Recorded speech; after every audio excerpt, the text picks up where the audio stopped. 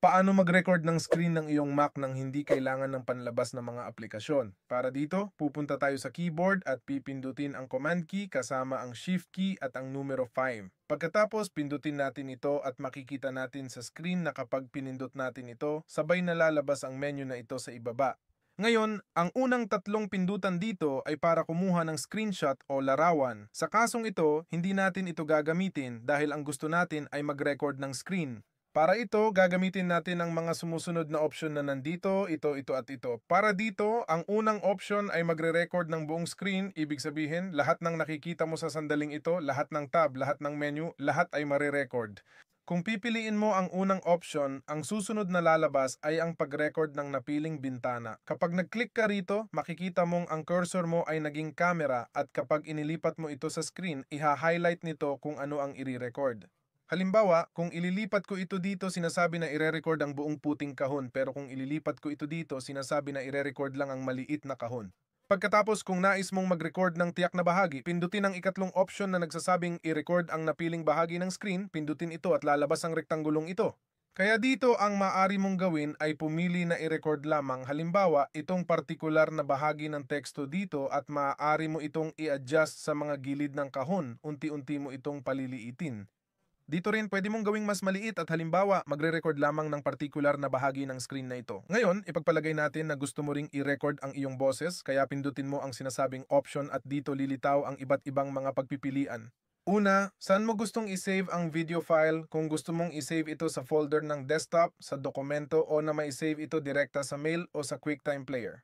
Sa pagkakataong ito, pipiliin ko ang dokumento. Pagkatapos, ang timer para sa simula ng pag-record ay may countdown. Halimbawa, ilalagay natin ito sa 5 segundo at babalik tayo sa mga option. Dito ay may lalabas na mahalagang bagay. Kung gusto mong ipakita ang lumulutang na thumbnail, ibig sabihin nito ay kapag tapos na ang pagre-record ng video, sa ibaba sa kanan ay lilitaw ang isang kahon na magsasabi na iyon ang recording. Pagkatapos tandaan ang huling pagpili, ibig sabihin kung ano ang pinili natin dito halimbawa ay itago ito bilang template para palaging maitala ang rektangulo na ito at wala ng iba pa. Pagkatapos sa mikropono, kung mayroon kang mga mikropono na idinagdag sa iyong Mac, lalabas ito dito. Kung wala naman, ay lalabas lang ang mikropono ng MacBook at kapag pinili mo ito, ang gagawin nito ay ire-record ang audio ng iyong mikropono. Halimbawa, kung pipiliin natin ang option na wala, hindi mare-record ang audio ng ating mikropono. At kung gusto mo, maaari mo ring ipakita ang mga pag-click habang nagtuturo ka sa iba na maaaring maging kapaki-pakinabang para malaman nila kung saan dapat mag-click. Sa kasong ito, i-enable natin ito, i-enable din natin para maipakita ang mga pag-click. Kapag napili na natin lahat, pipiliin natin kung ano ang gusto nating i-record. Sa aking kaso, gusto kong i-record ang buong screen gamit ang opsyong ito. Pipindutin ko ito at para magsimula ng recording, maaari kong pindutin ang malaking asol na button na nagsasabing record. O kaya naman ang cursor ay automatikong magmumukhang camera. Kung ikay mag-click dito, makikita mo na nagsisimula na ang recording dito sa itaas.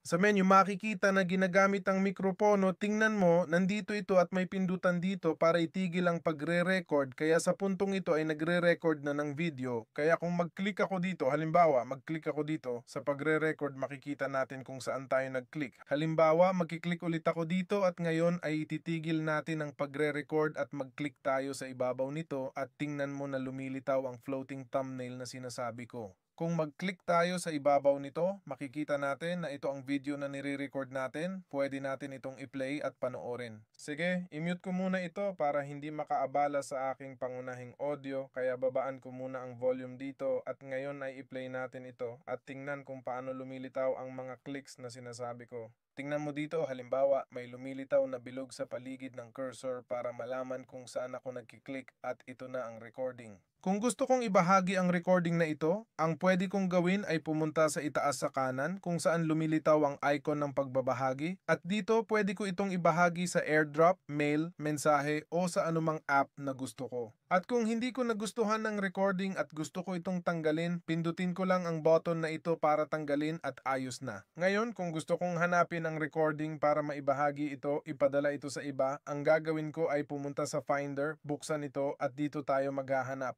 Kaya isasara ko muna ang video dito para makita at dito ko hahanapin ang application o ang bahagi ng mga dokumento kung saan ko napagpasyahang i-record ang video, i-save ito at dito na lalabas ang available na video.